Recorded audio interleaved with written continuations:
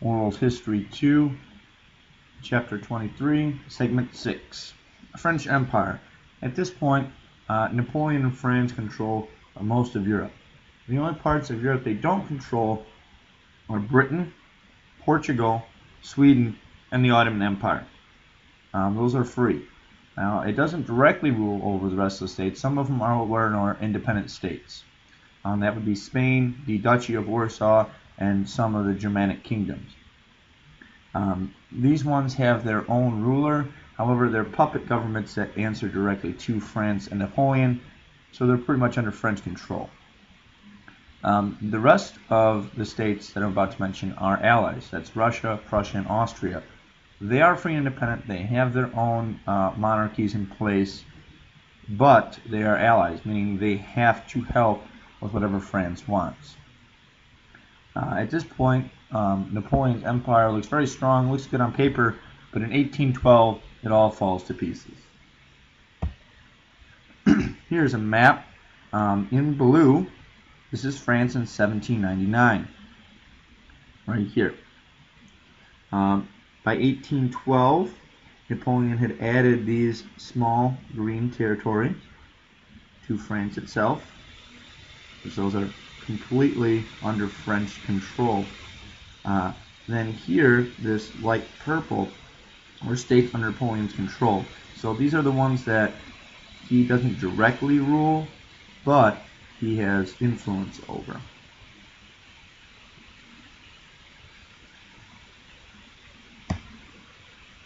So there are three main reasons why Napoleon's empire collapsed. He made three costly mistakes.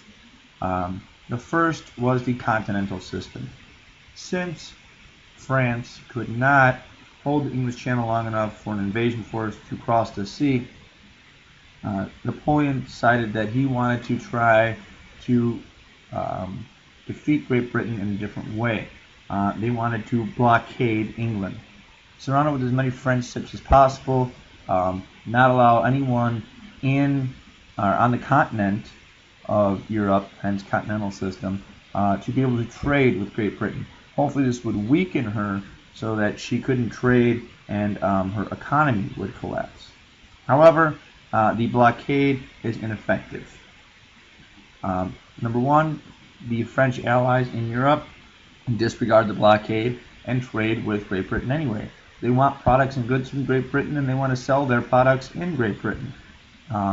Plus, the French Navy is not strong enough to blockade England. Great Britain has the best Navy in the world, and they have the most ships. So the French talk big on paper, but can't actually back up what they would like to have happen. Great Britain responds by blockading France, and their blockade is effective. Why? They have better ships, they have more ships, and they're able to blockade France. They stop neutral countries from trading with France. So now France is being starved of goods. Their economy is hurting. At this point, the United States is actually one of the main suppliers of France, and many American ships that have nothing to do with the European wars are being boarded, and their crews are being pressed into service, being forced to fight for Great Britain. So much so that America actually declares war against Great Britain for doing this in 1812. It's the War of 1812, which then is where we get the national anthem from Francis Scott Keys. Other than that, there's not much to talk about the War of 1812. The second costly mistake of Napoleon is the Peninsular War. At this point, we said Portugal was one of the places that had not been conquered by Napoleon. So Napoleon wanted to conquer it, bring it under his control. To get to Portugal, you either have to sail there and drop your troops off, or march through Spain. France doesn't have the navy to invade or to hold the beaches long enough, so it needs to go through Spain to get to Portugal. The Spanish king protested and said, you can't send your French armies through here to go attack Portugal. So their king was deposed, forced to step down, and replaced with Joseph, Napoleon's brother. Spain didn't like that. They liked their Spanish king. They did not want a foreign king on the throne. So people begin to feel nationalistic. They begin to have pride for Spain, things that are Spanish. They know that they can't defeat Napoleon one-on-one, head-to-head, so they use guerrilla tactics, similar to what the United States did in the American Revolution. Attack supply wagons, attack troop columns on the move very quickly, have a quick engagement, fire some rounds, and then retreat back into the surroundings. These guerrilla fighters also got help from Great Britain. Anything Great Britain can do to help weaken Napoleon and France will help Great Britain. By the time all was said and done, 300,000 men had perished, French troops had perished in Spain. This was a very bloody war. Lots of atrocities happened in Spain, similar to what you might think of with Vietnam, for similar reasons. French troops began to get angry about these guerrilla tactics, constantly fighting what they would seem to be like a ghost. So when they got to nearby villages that they suspected of helping the guerrilla fighters, they would often kill people, burn houses, so on and so forth, which would then lead the guerrillas to seek revenge, and they would often massacre, mutilate, kill the French troops in horrible ways. This will cause other countries to become nationalistic. They see that Spain can fight and win against Napoleon, so they begin to do the same. They want to become independent again. And then, probably Napoleon's largest mistake was the invasion of Russia in 1812. Alexander I, the Tsar of Russia, was an ally. However, he was selling grain to Great Britain. Russia was a large producer of grain. They almost always had a surplus of grain, so they would sell that to other countries to make a profit. Napoleon obviously doesn't like this. He's trying to starve out the British, so he becomes angry. He's also suspicious about Poland. He thinks that Alexander I will try and take Poland from him. So in June, he assembles his grand army of 420,000 men, and they begin to advance into Russia to conquer, pacify, put down any Russian resistance. Napoleon advances into Russia, and Alexander I and his forces begin to retreat. They don't give in to a pitched battle. They know that most likely they will lose.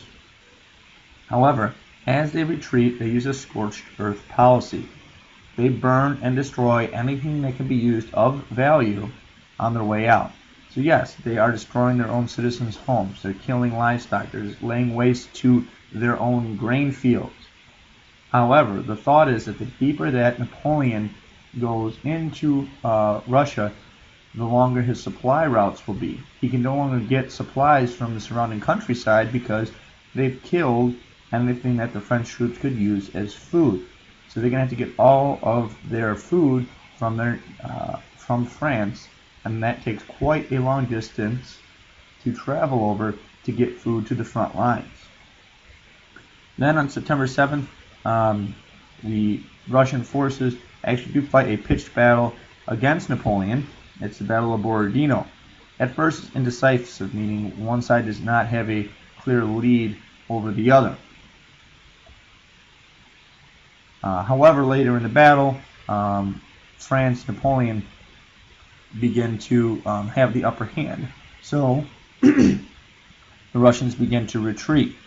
And the nearby capital of Moscow will have to be abandoned. But before they leave, as the French troops begin to move in, Moscow is in flames. So he's really going into a capital with nothing there. The French then stay in Moscow until mid-October, while Napoleon begins to negotiate peace terms with Alexander I. However, Napoleon is sitting waiting for a response to his demands. He doesn't get one. So finally, in mid-October, he decides that he needs to leave Russia. He doesn't have enough buildings, supplies to house his army there over winter, so he's going to retreat back to Allied territory and wait and reinvade again in the spring. However, winter came early, so snow and low temperatures and raiders devastate Napoleon's army, as they begin to retreat out of Russia, they don't have the uniforms, they don't have the blankets to deal with the cold. They thought it was going to be a quick engagement. They only have summer uniforms. They don't have what they need to sustain themselves against the cold. Plus, raiders, known as Cossacks, are hitting the French, the rear columns, as they retreat, picking off a few French soldiers here and there, and then running away before a pitched battle can take place. Just one, twos, just killing a few at a time, but it's demoralizing the French army. They're getting killed by these raiders on horseback, and there's nothing they can do to stop them. So these raids, the exhaustion of actually traveling all those miles without proper supplies, people are starving, and the cold devastate the army. By December, the last of the stragglers had exited Russia and had entered now onto Allied territory. Only 10,000 soldiers were fit enough to fight at this point in the Grand Army, which had started out with more than 420,000. Here we have a depiction of the Battle of Borodino. Here we see Napoleon's forces. They engage here in a small engagement, not meant to be the main battle at first. The Russians were moving into position here to a defensive position. The rear guard had not made it yet. Napoleon's advance guard engaged the rear guard here, and then this caused the battle. The rest of the Russian troops moved out of their nice defensive position, and then Napoleon moved his forces, which eventually led to his victory. Here we have an artist's representation of the Battle of Borodino. Based off of this painting, what this is tell you about how the author feels about French resolve. These are French troops. You can see them moving here. So what does this tell you about the French resolve? Their level of determination. Be sure to cite examples from the painting itself.